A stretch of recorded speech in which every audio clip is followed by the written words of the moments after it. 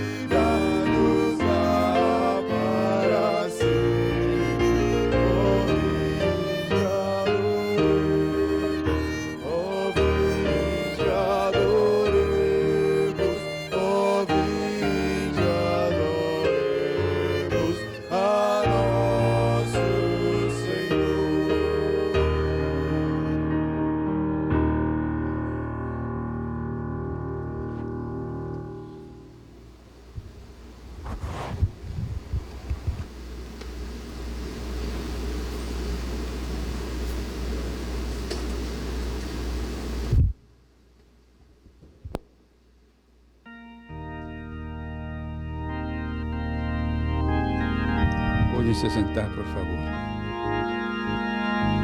Amén. ¿Cuántos están alegres do Senhor Jesus? Sim, que bênção, irmãos.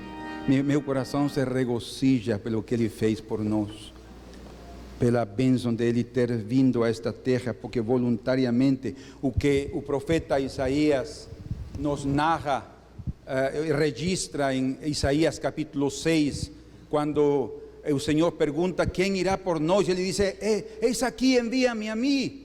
Isso é uma revelação do que aconteceu com o Filho, mostrando-lhe ao Pai a disposição, a vontade de descer a esta terra. Amém. Vamos a meditar um momento nas Escrituras. Vou pedir a vocês que abram suas Bíblias no livro de Isaías.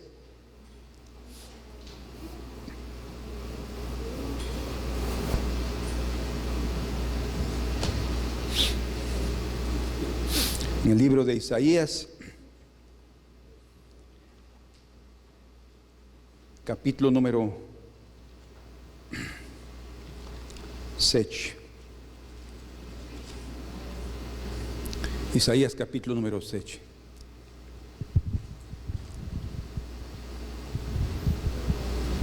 Nesse capítulo, desde o versículo número 1, encontramos que nos dias de Acaz, o rei de Judá naqueles dias, ele foi filho de Jotão. Jotão foi filho de Uzias, sim? Ou seja, Acaz era neto de Uzias. Relativamente, Uzias foi um rei mais ou menos, mas Acaz foi um mau rei. Foi um perverso rei. Ele era da tribo de Judá e era rei de Jerusalém, em Jerusalém, mas ele não seguiu ao Senhor no seu coração. Então encontramos aqui no versículo número 1, que diz: sucedió nos días de Acaz, filho de Jotão, filho de Uzías, rei de Judá, que dos reis se confederaran, se ligaran, se uniran para atacar a Acaz. Y dice, rey de Judá, que Rezim, rey de Asiria, y Peca, filho de Remalías, rey de Israel. O sea, entenden que el rey de Israel aquí es el reino del norte. Las 10 tribus, ¿sí?, que se separaran desde los días de Roboam. Porque todas las tribus estaban unidas en el reino de Salomón y en el reino de David. Mas en el reino de Roboam hubo una ruptura, se rompió el reino. Deus também o permitiu devido à infidelidade dos reis. Então o reino do norte ficou com 10 tribos, sendo Samaria como capital. E o reino do sul ficou com 2 tribos, era a tribo de Judá e a tribo de Benjamim, sendo Jerusalém como capital do reino do sul em Judá. Certo? Então, infelizmente, neste momento, Judá encontra que seus irmãos do norte se uniram ao rei da Síria para atacar a Judá e destruí-lo. Vocês podem imaginar que nossos próprios irmãos se unam com nossos inimigos para nos atacar? Isso é algo inaudito, mas aconteceu, acontece e acontecerá. Diz aqui: subiram a Jerusalém para pelejarem contra ela, porém não prevaleceram contra ela. Houve algo aí que impediu, e vamos ver o que foi o que aconteceu. Verso 2: Deus se avisou à casa de Davi. A Síria está aliada com Efraim. Efraim era um nome, outro dos nomes usados para se referir a Israel, o reino do norte. Então ficou agitado o coração de Acaz. Vejam como ficou agitado o coração de Acaz. Nós vamos entender como ele estava perturbado em seu coração, porque aqui há uma comparação. Diz: e o coração do seu povo, como se agitam as árvores do bosque com o vento. Vocês podem imaginar? As árvores do bosque se movendo-se desta maneira devido a um vento forte. Assim estava se movendo o coração de Acaz. Diz o Senhor que nós não devemos de deixar mover por todo vento de doutrina, Ou seja, o que estava manifestando Acaz aí era um coração de criança. Não era adulto, não tinha crescido na fé, ele tinha medo. Irmãos, escutem, quando nós temos medo de alguém, nós estamos dando honra a essa pessoa ou a esse assunto. ¿Sí? Nosso medo deve ser o Senhor. E quando nós temos paz em qualquer circunstância, a paz é uma evidência que temos fé. Está me entendendo? Porque se nós creemos que Deus é poderoso para nos guardar, não importa aquilo que estamos experimentando, teremos paz, porque nós confiamos nele. Então a paz é uma evidência de nossa fé. A falta de paz é uma evidência de incredulidade. E aqui encontramos a este homem Acaz, movido, agitado em seu coração, perturbado e com medo. Agora, nos dias de Acaz, profetizava o profeta Isaías. Imaginem vocês que ministério. Diz aqui: disse o Senhor a Isaías, verso 3: agora sai tu com teu filho. Interessante isto, com teu filho, que se chama resto volverá. O que está falando aqui é dos que voltariam do cativeiro. Resto volverá, assim se chamava em hebraico o nome do filho de Isaías. E ele ia acompanhado com seu filhinho. Ao encontro de Acaz, que está na outra extremidade do aqueduto do açude superior, junto ao caminho do campo do lavadeiro, porque Acaz já se estava preparando para não deixar água para os inimigos, porque estavam para sitiar a cidade, e ele queria unicamente deixar a água para Jerusalém e não para os inimigos. Então aí estava nesse momento, por isso Isaías foi para lá. E diz-lhe no verso 4: acautélate. ¿Y qué le dice Isaías? Y aquíétate. ¿Cuántos de vocês, meus queridos irmãos, se inquietan ao grado de se mover como árvores pelo vento cuando están en serios problemas? Cuando se sienten atacados, cuando sienten que sus emociones y sentimientos, sus bases ideológicas son movidas y vocês sienten que no están seguros. Si alguna vez se siente así, aprenda a aquietarse en el Señor. Aquíétate, dice.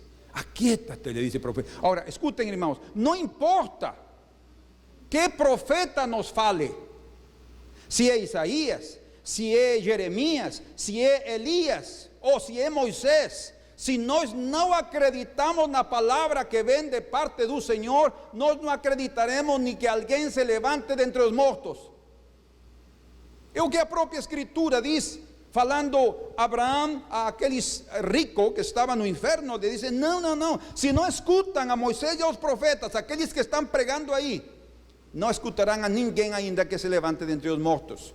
Ou seja, nós necessitamos acreditar no meio de grandes manifestações. Só temos que ser sensíveis no coração para ouvir a voz de Deus e responder com obediência e com fé. Bem, diz a Escritura em Hebreus 11:6 que sem fé é impossível agradar a Deus. ¿Estão de acordo com as Escrituras? Não comigo? Sem fé é impossível agradar a Deus. E agora nós vamos ver aqui que neste momento realmente Acaz e o povo estava com incredulidade. Tinham muito medo porque esse exército que eles tinham formado, esses dois reis, estava sendo muito poderoso. Então diz aqui, verso 4, leam, continuem aqui: acautela-te e aquietate, não temas nem se desanime o teu coração por causa destes dois tocos de tições fumegantes. Escutem a figura que está usando o profeta Isaías. Por isso falam do profeta Isaías como um dos profetas, os melhores profetas do Antigo Testamento, porque ele tinha uma forma de falar tão poética e tão bem falado, que ele expressava coisas maravilhosas com suas profecias. E ele está dizendo aqui, assim estava sendo visto esses dois reis diante do Senhor, esses dois tocos de tições fumegantes. Que entendem vocês como os dois tocos de tições fumegantes? Que é o que vocês entendem aqui em sua imaginação? Vocês vão me responder: dois tocos, pastor. Tocos pequenos, não eram nem sequer brasas, senão já estavam praticamente se apagando. Por isso estão fumegando, porque estão se apagando. O sea, lo que está diciendo es que ellos no tienen fuerzas para seguir. Ahora escuchen, Dios nos pode dizer: aquietate, eu sou tua força. Mas se nós não tiramos nossos olhos do inimigo e pensamos que ele é maior do que nosso Deus, nós não vamos acreditar nessa palavra. Vamos a ter medo. E diz: por causa do ardor da ira de Rezim e da Síria e do filho de Remalias. Por quanto a Síria resolveu fazer-te mal, bem como Efraim, Israel, e o filho de Remalias, dizendo. Agora, escutem qual era o propósito destes dois reis, destes dois reinos: subamos contra Judá e amedrentémo-lo e conquistemos para nós e façamos reinar no meio dele o filho de Tabeal. Nem sequer mencionam a quem colocariam. Era um posto político. Tabeal era um homem político que tinha contato com o rei de Israel e com o rei da Síria. É tipo, os políticos têm assim, todo político tem que ter política, tem que ter demagogia. Falar com este e aí também falar com este outro, porque se este lhe falha, tem um lugar aqui, e se este lhe falha, também tem um lugar aqui. Assim era esse homem, Tabeal. E então queriam colocar um filho dele. Sabem por quê? Para poder manipular ele e controlar Judá eles dois. Não era assim, ia ficar independente Judá. O sea, que queriam era invadir, violar o trono de Judá. Estou contando este contexto e vocês dirão, mas que tem a ver com o nascimento do Senhor Jesus? Totalmente tem a ver. Escutem. Diz então, no versículo 7, aqui fala o Senhor através do profeta Isaías, e diz: assim diz o Senhor Deus. Está Isaías falando com Acaz: isto não subsistirá. Não vai continuar, vai acabar. São dois tições fumegantes. Não vai subsistir, nem tampouco acontecerá. O Senhor não ia permiti-lo. Mas aqui está Isaías falando. Irmãos, uma pergunta antes de prosseguir. Quantas vezes nós ouvimos uma resposta a nossas orações e a nossos pedidos através de uma pregação da palavra? Quantos nós acreditamos nisso? Porque nós temos que acreditar. Porque escutem, se nós não acreditamos que Deus está falando a nossos corações, não importa o instrumento, não prevaleceremos. Não prevaleceremos. Não resistiremos à prova. Mas se nós imediatamente dizemos: Senhor, isto vem de ti, nós acreditamos, vamos nos aquietar, vamos nos fortalecer e vamos a nos levantar com cânticos de glória e de alegria para o Senhor. E diz, verso 8: mas a capital da Síria será Damasco, não Jerusalém, e o cabeça de Damasco Rezim, esse rei que vai a seu lugar. E dentro de 65 anos, Efraim, Israel do norte, será destruído e deixará de ser povo. E aconteceu, foram ao cativeiro e nunca mais se uniram. O Judá voltou do cativeiro. Por quê? Sear Yasub, resto volverá. Um resto volverá de Judá, mas de Israel não voltou. Uns quantos, mas aí acabou esse reino do norte. Então diz aqui: entretanto, a capital de Efraim será Samaria, e o cabeça de Samaria, o filho de Remalias. Agora escutem a palavra aqui: se o não crerdes, ¿estão lendo comigo? Certamente não permanecereis. Eu vou tocar isso de último. Se não crerdes, certamente não permanecereis. Irmãos, permanecer implica fixar-nos, fundamentados, sem nos mover, sobre a rocha, sobre o fundamento firme. Então, diz no verso 10: e continuou o Senhor a falar com Acaz, dizendo: pede ao Senhor teu Deus um sinal, quer seja embaixo, nas profundezas, ou em cima, nas alturas. E como diz mais claramente no hebraico: pede ao Senhor teu Deus um sinal, aprofundíza-te, pensa em algo difícil. Não importa o que pensas, mas um sinal lá no profundo ou lá nas alturas podes pedir. Eu estou lendo agora e quero comentar sobre isso. Acaz, porém, disse: não o pedirei, não tentarei ao Senhor. Então disse o profeta: ouvi agora, ó casa de Davi. Agora a quem está falando? A família de Davi, ó casa de Davi, dice, a família, a descendência, e a casa era a descendência de Davi. ¿Acaso não vos basta fatigardes os homens? Aqui está irado Isaías. Mas ainda fatigais também ao meu Deus. Ele está... eu acho que nesse momentito Isaías tinha o desejo de puxar a orelha de Acaz, mas como ele era o rei, não fez, mas estava com o desejo de puxar a orelha de Acaz. E escutem: portanto, o Senhor mesmo vos dará um sinal. Eis que a virgem conceberá e dará à luz um filho, e lhe chamará Emanuel. O sinal que Deus deu do nascimento do seu filho foi dado num momento de uma grande pressão sobre Judá e sobre a casa de Davi, e num momento de muita incredulidade de parte do seu povo.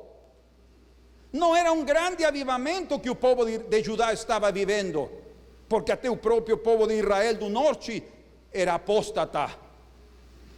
Eles tinham unido com Síria, e escutem, até Acaz, o próprio filho de Davi, a descendência de Davi, ele estava confiando mais no rei da Assíria, que era outro império, e nos deuses da Assíria, que o próprio Senhor de Israel. Isso lo lemos no capítulo 8. Então, o nascimento do Senhor Jesus foi dado neste período, quando Jerusalém estava sendo atacado. E o título da mensagem é a promessa divina de salvar a Jerusalém. O Deus Todo-Poderoso prometeu que Jerusalém seria salva, proteger a Jerusalém. O Senhor prometeu que não seria invadida, que permaneceria firme, mas por amor a Acaz. O que vocês acham? Por amor aos pais, por amor a Davi. E escutem, pela promessa dada por Deus desde o princípio, de enviar o seu filho para salvar a Jerusalém. Naquela época o Senhor salvou natural, literalmente, podemos dizer politicamente, a Jerusalém. A livrou de cair nas mãos dos inimigos, porque o Senhor o prometeu e Ele não o permitiu. Não pela justiça da família de Davi, porque todos estavam falhando já e eram descrentes, mas por a fidelidade do Senhor. Então, era um anúncio já desde aquela época. Isaías profetizou 700 anos antes de Cristo. Façam a conta. 700 anos antes de Cristo, Isaías profetizou. E ele profetizou sobre o nascimento do Filho de Deus, que nasceria num tempo de perigo para Jerusalém, onde os gentios, os sírios e o próprio povo de Israel se juntariam para atacar ao filho de Judá. E na época, quando Jesus nasceu, também estava acontecendo o mesmo. Os romanos, o império daquela época, os gentios, estavam unidos com o próprio povo de Israel, e os descrentes, porque havia muitos descrentes dentro do próprio povo, como há hoje também, infelizmente. Você diz, não, mas eu creio em Jesus. Sim, mas uma coisa é acreditar que Jesus é Deus, e outra coisa é acreditar na palavra que sai da sua boca todos os dias.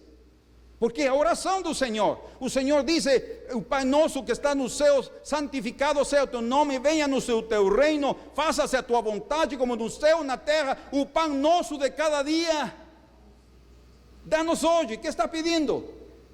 Sua palavra. Sua palavra, não comida material, porque comida material o Senhor lo tem prometido dar a ti todos os dias da tua vida. Não vai te faltar se tu és um justo.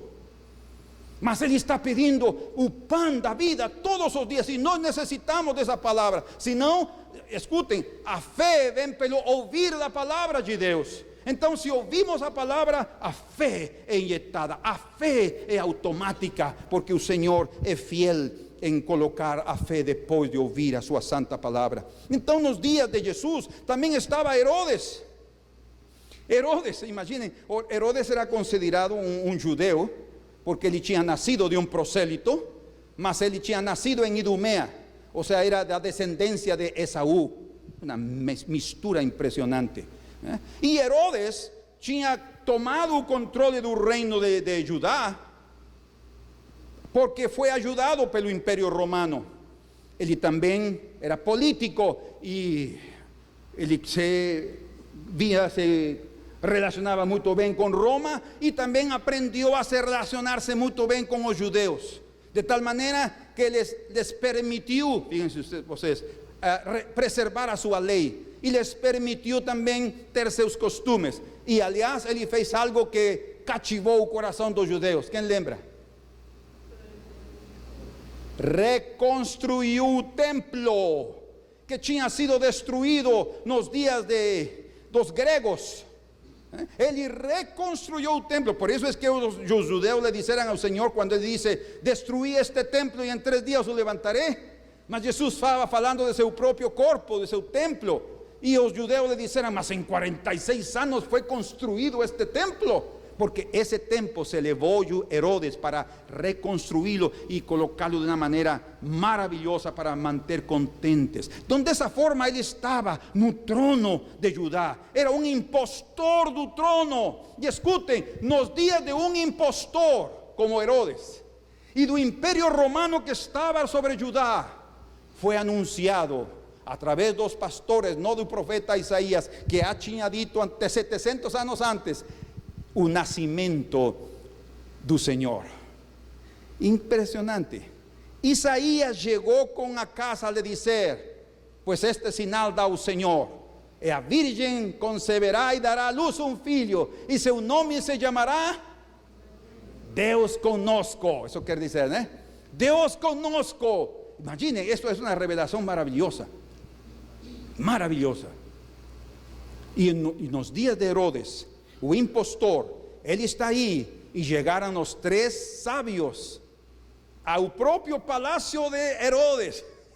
Isso é parte do humor divino, porque ninguém sabia, nem Herodes sabia, e sim sabiam os escribas e os fariseus onde ele nasceria, mas não conheciam o tempo, como nós não conhecemos o tempo.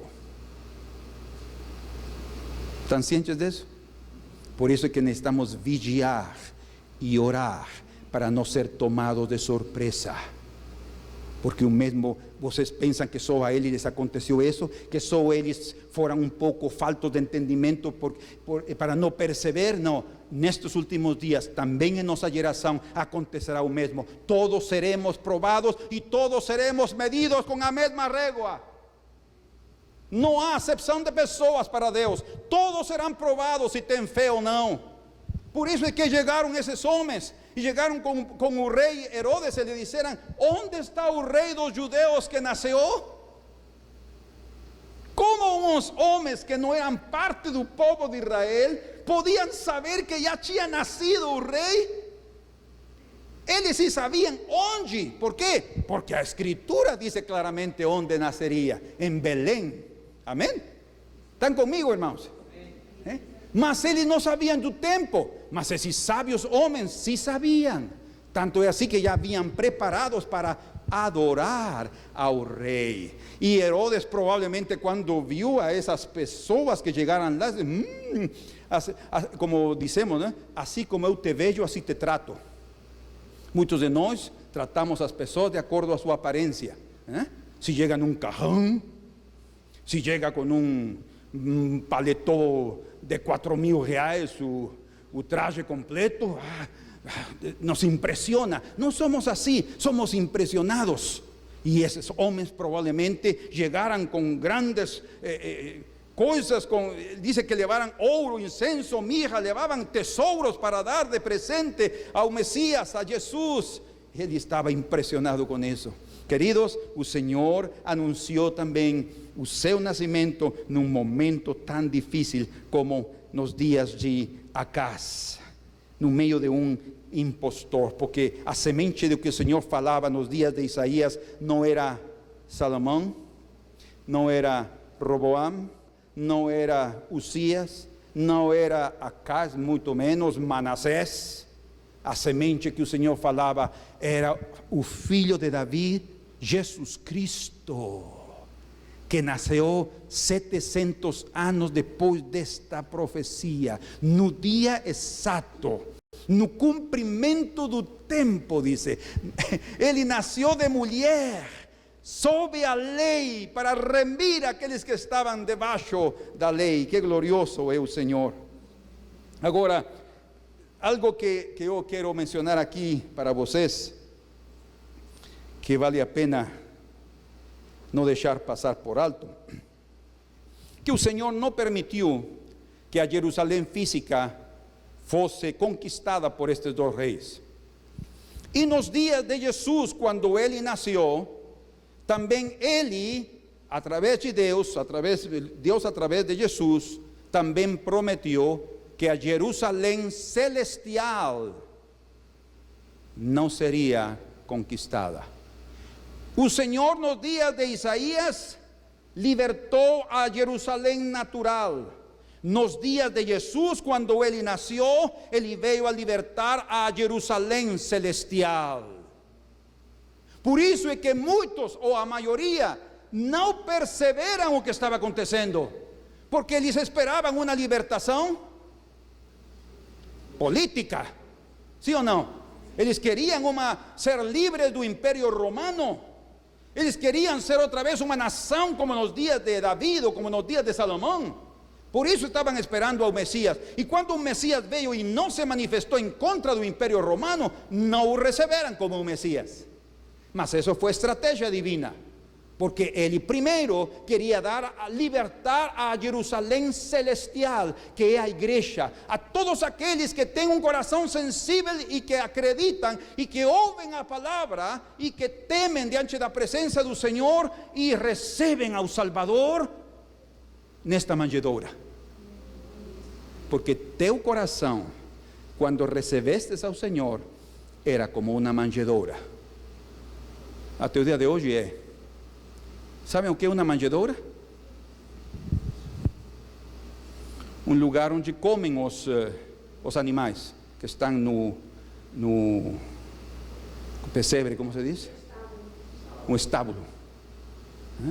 E essa manjedoura foi coberta com palha, provavelmente, ou com outros grãos, para tratar de fazer um berço um pouco fofinho para o Senhor. Graças a Deus estava envolto em lençóis, para poder, era parte do costume quando nascia uma criança, e aí estava o Senhor nesse lugar. Irmãos, quando o Senhor nasce em nossa vida, Ele nasce numa época difícil. Escutem, quem você pode me dizer em que momento você se encontrou com o Senhor, reconheceu o seu pecado e permitiu que Ele entrasse no seu coração? Alguém lembra em que momento de sua vida? Sim? Que momento era esse, minha irmã Miriam? Que momento era esse? Lembra aquele momento quando era um tempo difícil em sua vida? Ou como foi? Era adolescente, ainda bem jovem. Adolescente? Sim. Certo. Quem mais? Eu tinha 3 anos. Quem falou? Eu tinha 3 anos quando 3 anos. eu ouvi uma ministração do pastor Jurandir Miguel. E eu me envolvi muito com essa ministração sobre o menino Jesus. Certo. E eu fui na frente e aceitei a Jesus. Amém. Luísa, assim curto, eu necessito só que você tenha o detalhe de que momento era esse.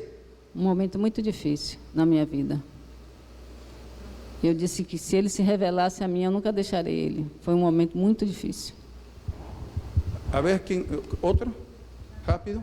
Na luta pela compra da minha casa. Na luta Pela compra da minha casa. pela Compra da minha casa. da compra. Entendi. Eu conhecia o Senhor no dia mais difícil da minha vida. Esse dia Ele nasceu aqui no coração. Porque escutem, aquele que não reconhece o seu pecado não nasce de novo.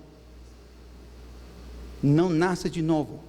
O novo nascimento vem através do reconhecimento do seu pecado, através de ver ao Senhor como a única solução da sua vida, aceitá-lo, e Ele entra em você e Ele deposita a nova vida, a semente pura e santa dos céus em seu coração, e você nasce de novo. O novo nascimento não é obra humana. O novo nascimento não é por uma confissão física ou de lábios. Não é. O novo nascimento é uma obra sobrenatural. É uma obra divina do Espírito Santo. Você não nasceu pela sua vontade. Você nasceu porque seu pai e sua mãe se uniram e você nasceu. Nós nascemos pela vontade do Pai, dice, não por carne e sangue, não por influência do homem, sino pela influência, pela iniciativa de Deus, que decidiu tocar nosso coração, como aconteceu com a conversão de Lídia, que diz que ela estava ouvindo a palavra de Deus, mas Dios le abriu o coração, dice, e então ele aceitou ao Senhor em sua vida, e depois se batizou ele e toda a sua casa. Oh, irmãos, aqui na época, porque o Senhor deu essa promessa do nascimento do Senhor nesse momento tão crítico que Jerusalém estava vivendo, porque isso é o que ia acontecer nos dias quando Jesus nasceu, uma época difícil para o povo de Israel. E assim acontece com toda a vida que vai receber a Cristo como Salvador, vai passar um momento difícil em sua vida. Há uma aplicação individual do nascimento do Senhor. Amém. Eu quero ver agora os detalhes do sinal. Vamos ver os detalhes do sinal. ¿Estamos? Sim? Eu não vou lhe dar 10 minutos nem 15 minutos de pregação, viu? Eu vou de 30, 40 minutos esta noite. Não vou ir mais que isso, mas não vou dar uma coisa insignificante. Vamos a ir a esta parte aqui, muito importante. Vamos aqui o sinal. Versículo 14. Vamos ler outra vez. Vamos ler todos juntos esse versículo 14. ¿Están prontos? A ver, todos con voz de alegría y de fe. Por tanto, o Senhor mesmo vos dará um sinal. Eis que a virgem conceberá e dará à luz um filho e lhe chamará Emanuel. ¿Cuántos se gozan por eso? Oh, para mim é uma alegria enorme poder dizer. Sabe por quê? Porque Ele mora aqui no meu coração. Porque um dia também o recebi. Eu tinha 18 anos quando eu recebi o Senhor. E desde esse dia eu le entreguei minha vida ao Senhor. E estou chegando a 62 anos e não me arrependo da decisão que eu tomei. E não porque eu tomei uma decisão pessoal, não, sino porque Ele tocou meu coração e me fez entender que eu estava errado no meu caminho. E você diria, aos 18 anos? Mas você estava começando a viver, meu filho. Sim, mas eu deixei essa vida para viver a vida que o Senhor oferece. É uma vida melhor, totalmente, para nos livrar da contaminação deste mundo e receber a santidade do Senhor. Então, a primeira sinal la encontramos que foi dada à casa de Davi. Esse versículo nós não lemos aí, que era o versículo número 13.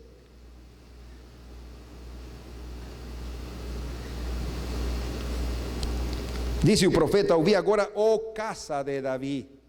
Casa de Davi. É para a casa de Davi, a descendência da família de Davi. ¿Por quê? Porque ele seria chamado filho de Davi. Não foi chamado assim, filho de Davi? O filho de Davi, assim era chamado Jesus. Porque ele era da descendência. Ainda que não era o filho imediato de Davi, mas ele era da descendência e era a semente que Deus, o Pai, tinha falado. Mateus capítulo 1, verso 16.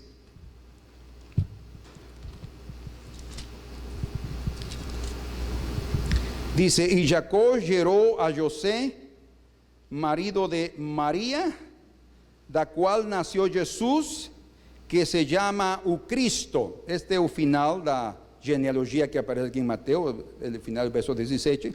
Mas no verso 1 diz, livro da genealogia de Jesus Cristo, filho de Davi.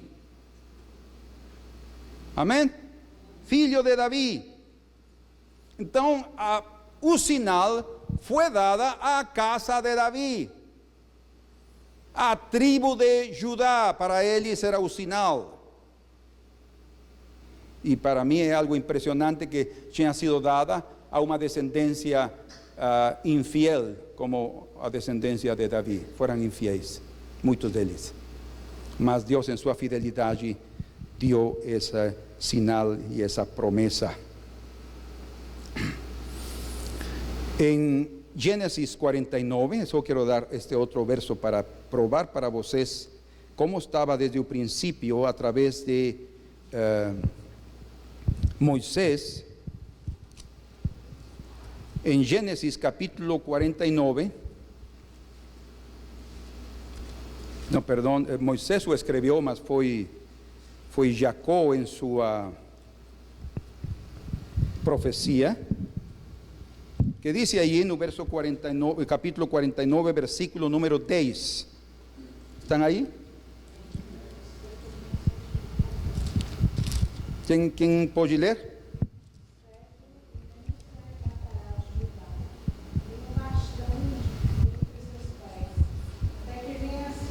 Outra vez, Sônia, por favor.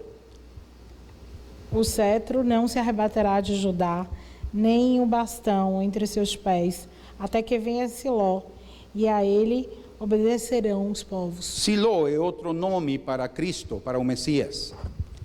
E está dizendo que o cetro, ou seja, a autoridade do reino, não vai ser tirado de Judá.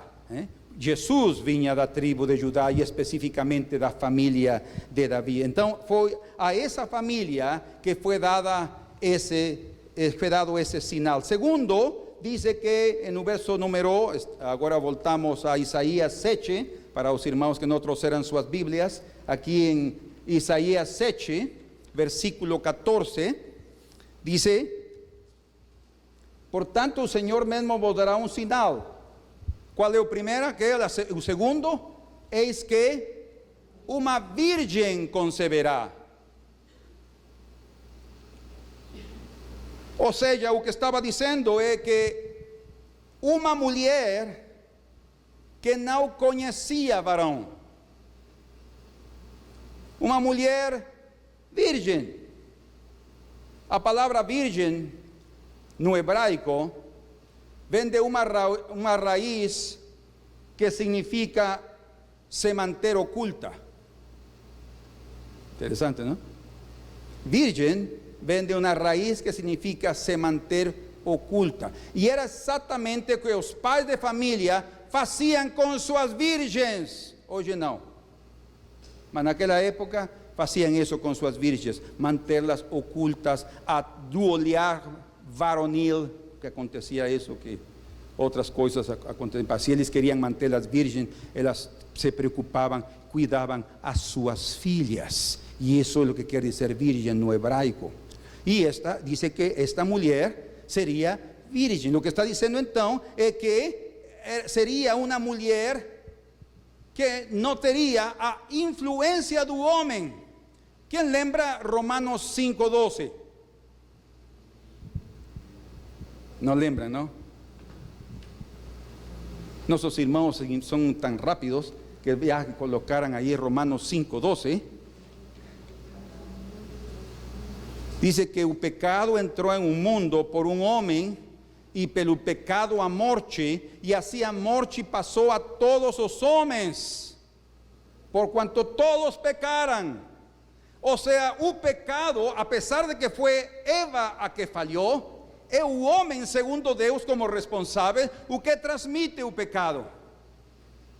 Não através do ato em si, mas é ele o que transmite o pecado. Por isso o Senhor disse: o sinal nascerá, meu filho será gerado numa virgem. Mas algo mais diz aqui: conceberá. Essa palavra tem que ser analisada à parte. Ou seja, ela vai receber, vai ser gerado um ser dentro dela, uma geração vai nascer dela, mas sobrenaturalmente, porque se é uma virgem, tem que ser uma geração sobrenatural, né? E em Romanos capítulo 1, versículo 12 e 13, diz aí que os filhos espirituais, a ver, ¿están comigo?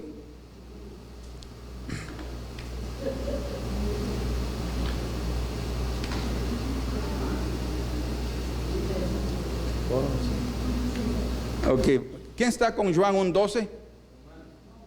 Não, João agora. Não estamos em Romanos. João 1:12. Eu falei Romanos? É mesmo? Me desculpe. João 1:12. Mas a todos cuantos receberam, deu-lhes poder de ser feitos filhos de Deus, porque se requer poder para ser feitos filhos de Deus, poder celestial. A saber, os que creem em seu nome. Quantos creem em Jesus?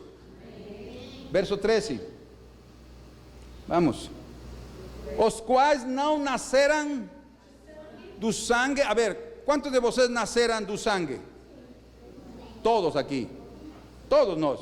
Não é verdade? Naturalmente. Estes filhos de Deus não são os naturais, são os espirituais. Diz, os quais, depois da fé, os quais não nasceram de sangue, nem de vontade da carne, né? Nem da vontade do homem, em outras palavras, mas de vontade de Deus. É pela vontade divina que somos gerados. Percebem?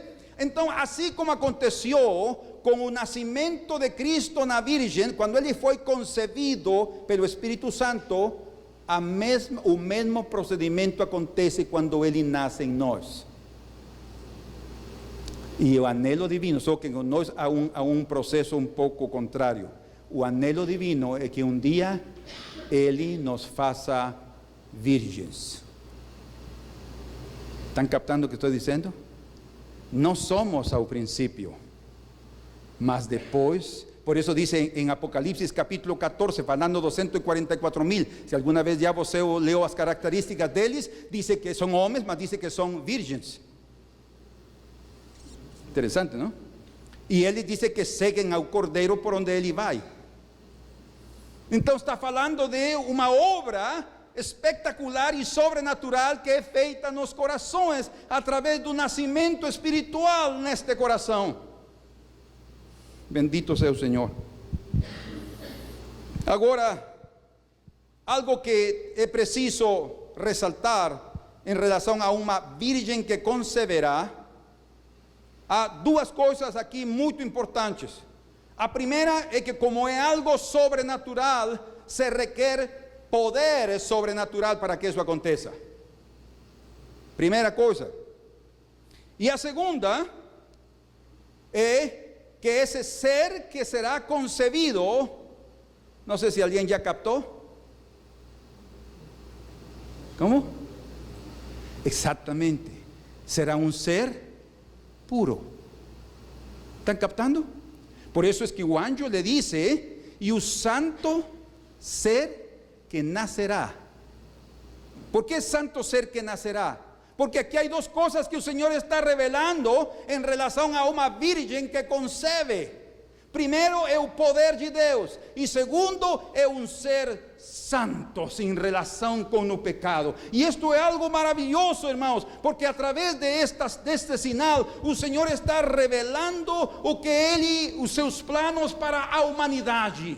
Não unicamente o nascimento de seu filho, que aconteceria 700 anos depois, sino anunciando o que ele fará com toda a humanidade e qual será a missão espiritual do seu filho. A encarnação do Filho do Homem em pureza, porque é através do homem que o pecado é transmitido. Por isso é que a Virgem conceberá. Porque, quantos lembram qual foi a pergunta que Maria fez ao anjo quando lhe disse que ela ia conceber? Naturalmente, qual foi a pergunta dela? E como vai se fazer isto? Disse. Pensando naturalmente. Porque eu não conheço varão, disse ela. Ou seja, o que ela está dizendo é: eu não tenho tido relação com ninguém. Então, como isso pode acontecer? Outra vez, naturalmente. E então o anjo lhe disse: o Espírito Santo. Quantos dão glória a Deus? É uma obra divina. Por isso diz que os filhos de Deus não são gerados por carne, nem sangue, nem vontade de homem, sino pela vontade divina, pelo Espírito Santo. Ele gera em nós a semente santa, e aí acontece o novo nascimento. Ou seja, o novo nascimento, o nascimento de Jesus era só um anúncio natural do nascimento espiritual que viria de aí em diante, para toda a humanidade. Não para que unicamente o Senhor nascesse físico com um corpo e estivesse aqui nesta terra, no meio de nós. Senão, o plano de Deus é que esse mesmo Espírito estivesse no coração de todos os seres humanos. Infelizmente, devido à incredulidade, a maioria de seres humanos não experimentam o novo nascimento, a regeneração.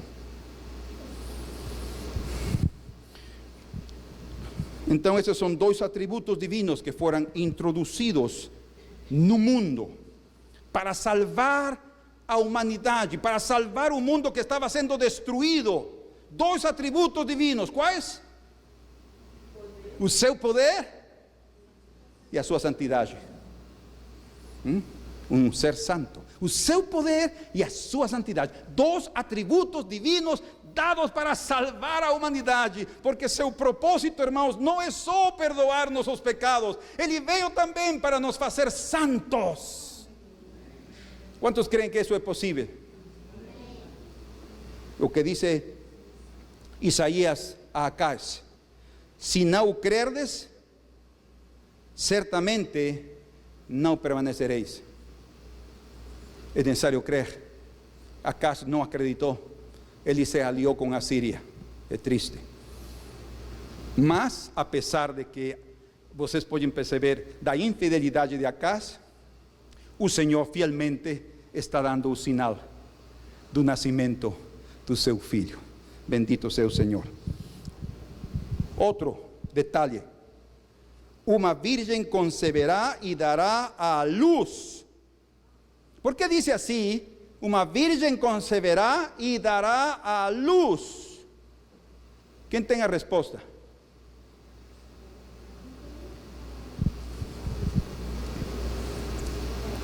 Porque ela seria virgem até dar à luz. ¿Me expliquei? Parece que não. Ela perderia sua virgindade ao dar à luz, obviamente. Mas durante todo o período da gravidez, ela permaneceria virgem. E lemos nós, vamos aí, por favor. Eu li isso a propósito, mas eu estou seguro que agora não lembram. Mateus capítulo 1, vamos aí. Eu estou quase no final da mensagem, certo? Às vezes que vocês vão se esforçar por me ajudar.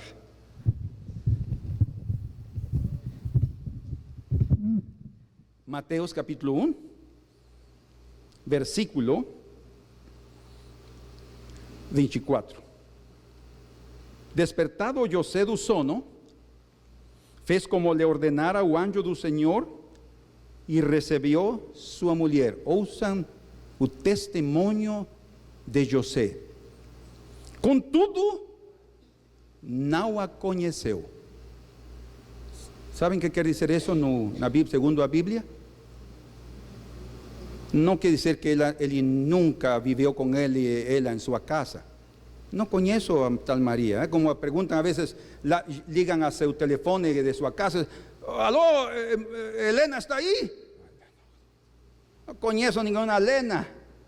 Não é alguém de não conhecer, não. Está falando de uma relação íntima. Aqui está revelando, escutem que tremendo. José respeitou a Maria, já era sua mulher, ela já era sua mulher, porque ele se casou com ela, né? La tomou como sua esposa, já era sua esposa quando estavam comprometidos diante de Deus, a tomou como sua esposa e ainda assim ele respeitou o santo ser que estava aí adentro. Vocês não veem isso maravilhoso, irmãos? Como a Escritura diz, e uma virgem conceberá e dará a luz. A virgem dará a luz, sendo virgem. Bendito o Senhor. E por último, diz aqui,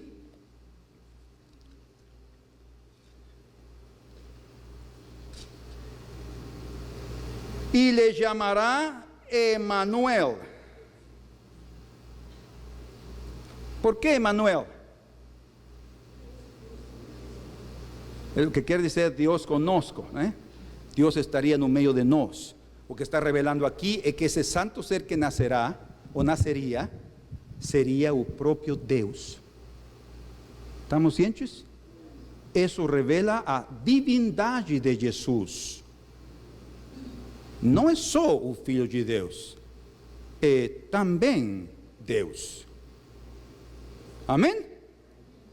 Ele é Deus, por isso diz Deus conosco. Com razão, o apóstolo, esqueci agora,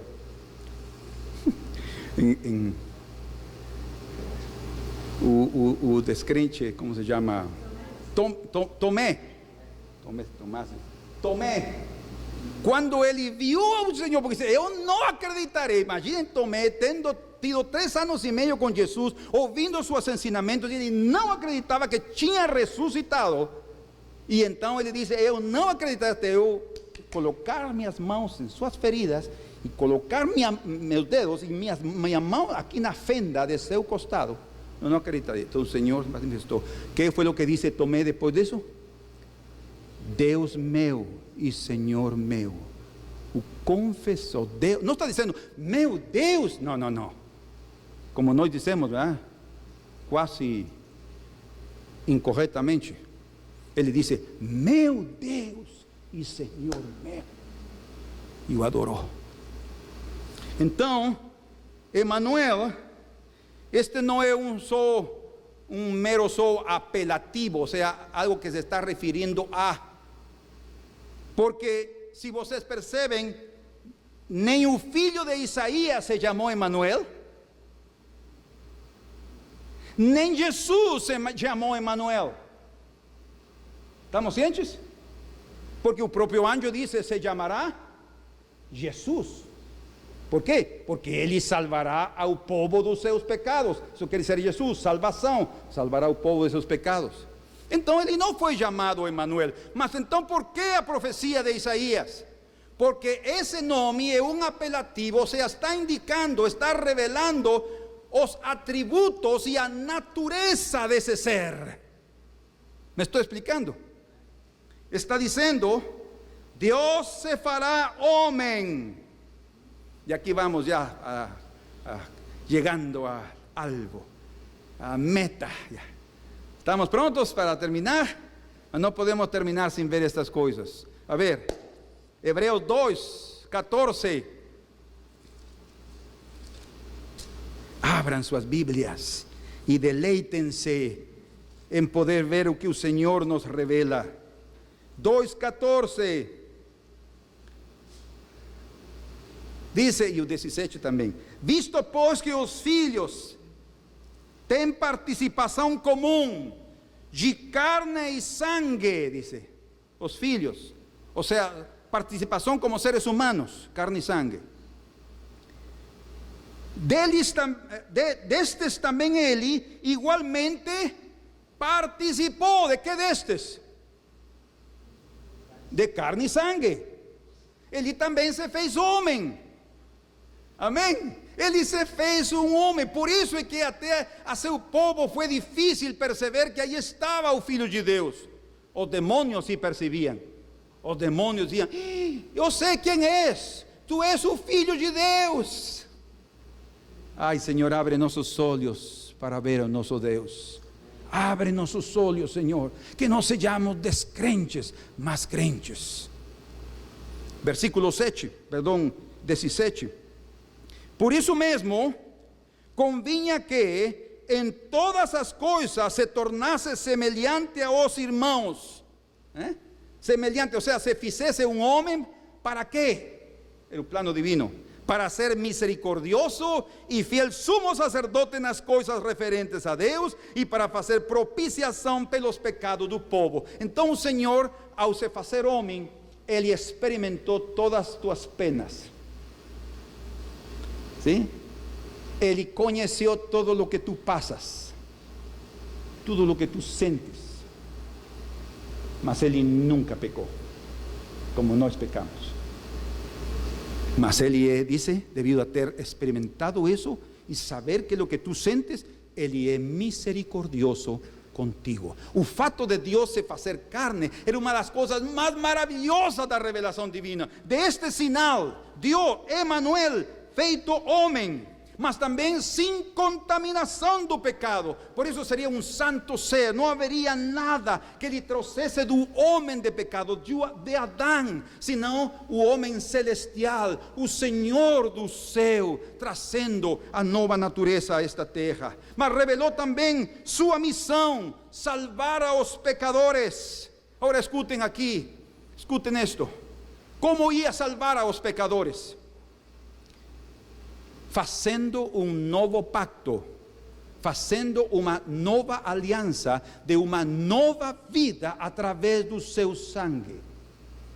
Então Cristo, veja só, a nova vida que nasceu, gerada pelo Espírito Santo, um ser santo, agora inicia uma nova vida com outros seres humanos, ou digo, com a humanidade, os representantes da humanidade, os de fé, com ele e com a natureza de Deus dentro deles, para levá-los à glória. Por isso diz Isaías, e é uma profecia para Jesus: eu e os filhos que Deus me deu. Que precioso! Ele está levando a muitos filhos à glória, dice, e entre eles estamos nós. Quanto dão glória ao Senhor? E por último, revelou também a sua missão final. A sua missão final. E vamos a ver aí em João 14, versículo 23. Vamos aí. 14, 23.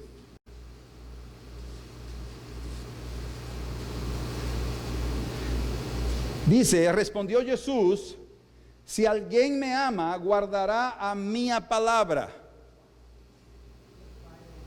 e meu Pai o amará, e viremos para com ele e faremos nele, através de quem?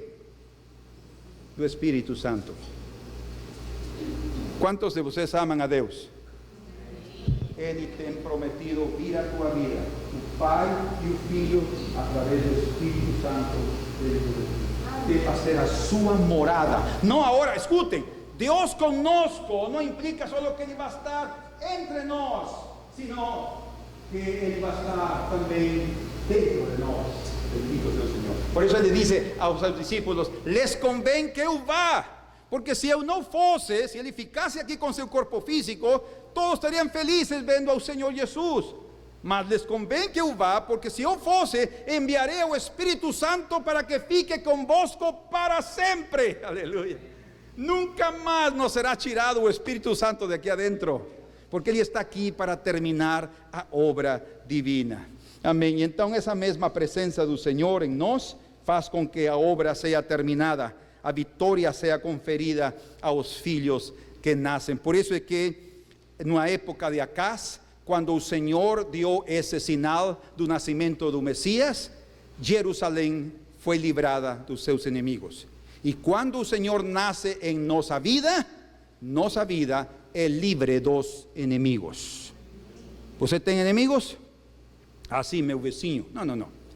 Diz a Escritura que nossa luta não é contra carne e sangue, sino contra principados e potestades. ¿Sí? Por isso é que o Senhor nos dá vitória não contra nossos irmãos, nossos naturais, nossos patrícios, não. Ele nos dá a vitória em contra de todo inimigo que se levanta como o rei de Rezim da Síria, ou dos assírios que vêm para destruir Jerusalém, a casa de Deus. Deus disse, falando a Pedro: nem as portas do inferno prevalecerão contra a igreja. Dizem amém? Nem as portas do inferno. Por quê? Porque o Senhor já esteve lá e tomou as chaves do inferno e da morte. Até isto está no poder de Cristo Jesus. Por isso era necessário, convinha que Ele morresse e fosse o nosso lugar para nos libertar para sempre. O Espírito Santo, colóquense de pé, por favor. Venham aqui, meus irmãos. O Espírito Santo gerou numa virgem. Ela concebeu e deu à luz em sua virgindade ao primeiro santo ser, escutem isto,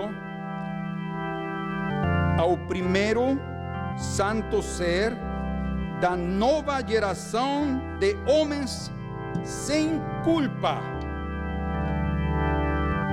David dice, bem-aventurados aqueles que são perdoados e se não se les toma mais em conta suas iniquidades. Sem culpa. Isso significa justificado, sem culpa. Então Cristo foi o primeiro santo ser da nova geração de homens sem culpa, pela nova aliança que Ele estabeleceu pelo seu sangue. E por quem agora, devido à sua ressurreição, somos gerados de igual maneira pelo Espírito Santo e compartilha conosco a sua santa e divina natureza para vermos com Ele a vitória que nos está assegurada no reino de Deus. Amém. Vamos a cantar outra vez um canto, por favor. Vocês vão cantar. Senhor, te agradecemos nesta noite pelo teu nascimento, Senhor. Nós te agradecemos pela grande vitória que nós recebemos através dele. Estamos felizes, Senhor.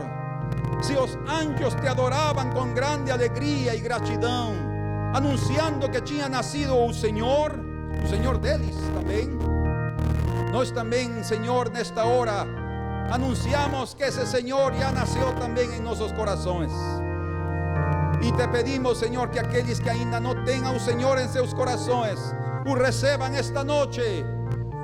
Que não permitam, Senhor, que seus corações fiquem vazios, à mercê de outro Espírito, e não à mercê do Espírito Santo. Eu me sinto compelido a fazer um convite. Se alguém aqui quer entregar sua vida ao Senhor, nunca tem feito isso, reconhece seus pecados e pede ao Senhor que entre em sua vida para ser salvo, pode levantar sua mão e eu oro por você. Se alguém aqui não é crente e precisa entregar sua vida ao Senhor, faça-o, é uma oportunidade única para você. Não sabemos o que pode acontecer amanhã. Senhor, em nome de Jesus, obrigado pelo nascimento, pela geração e o nascimento virginal. Muito obrigado, Senhor. Oh, bendito seja, Senhor. Bendito seja. Com nossos olhos fechados, escutemos novamente umas duas estrofes e o refrão, e daí vamos a cantar com eles. Mas escutemos primeiro duas estrofes e o refrão.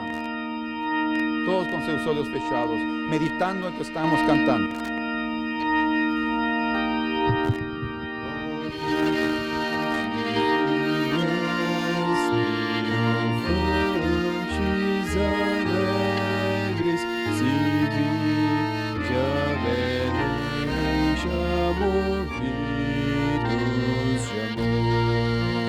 Nasceu vosso Rei lá do céu prometido,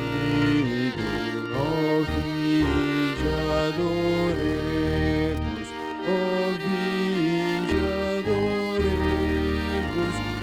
vinde adoremos a nosso Senhor. Olhai, admirados a sua humildade, os anjos o louvam com grande fervor. Pois veio conosco habitar encarnado, vinde adoremos, vinde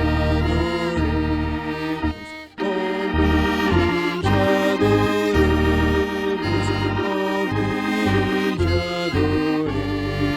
adoremos a nosso Senhor.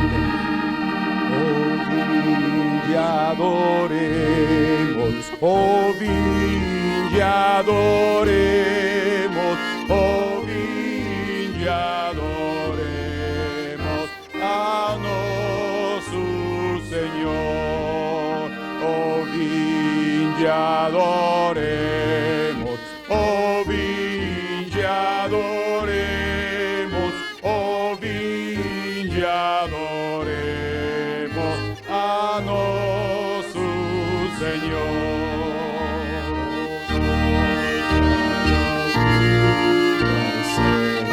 Celestes baixando em forma de servo se fez por amor. E em glórias a vida nos dá para sempre. Ó vinde adoremos, ó vinde adoremos, ó vinde adoremos a nosso Senhor. Vamos a cantar otra vez. Ahora vamos a cantar todos. Amén. Porque aquí hay suficientes voces y bocas para levantar un coral. Dicen amén.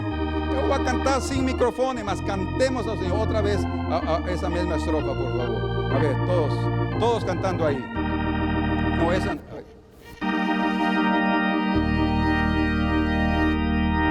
La estrofa anterior, ¿no? As celestes baixando em forma de servo se fez por amor. Em glórias a vida nos dá para sempre. Ó vinde adoremos, ó vinde adoremos, ó vinde adoremos a nosso Senhor. Señor, levantamos nuestras manos y te adoramos. Nos inclinamos diante de ti, Señor. Y en esta noche proclamamos que tú eres Rey, o Filho de David, y que tu trono es eterno, Señor. Y que estamos aguardando tu manifestación, Señor, para que estabeleças o teu reino nesta terra, Señor. E se acabe a incredulidade e o pecado no mundo, e tu estabeleças um reino de paz, de justiça e de gozo. Obrigado esta noite, Senhor, por nos fazer felizes em tua presença, em Cristo Jesus. Amém. Glória ao Senhor. Amém. Damos as boas-vindas a los que nos visitan na igreja. Por favor, levanten a manos que están nos visitando. Levanten a manos. Dios les abençoe a las visitas que están aquí. Dios continue dando a vocês a sua graça e a sua paz. Amém. Amém. Nós também preparamos um tempo de comunhão esta noite. Vamos a aproveitar a oportunidade para estarmos juntos e termos comunhão. E lá embaixo podemos descer e nós convidamos vocês para jantar conosco. Amém? Deus les abençoe. Tenham uma paz preciosa, como diz o Senhor, a paz os dou. ¿Sí? Não como o mundo a dá, eu a dou. É uma paz que sobrepassa, que está sobre todo entendimento. A paz do Senhor com vocês.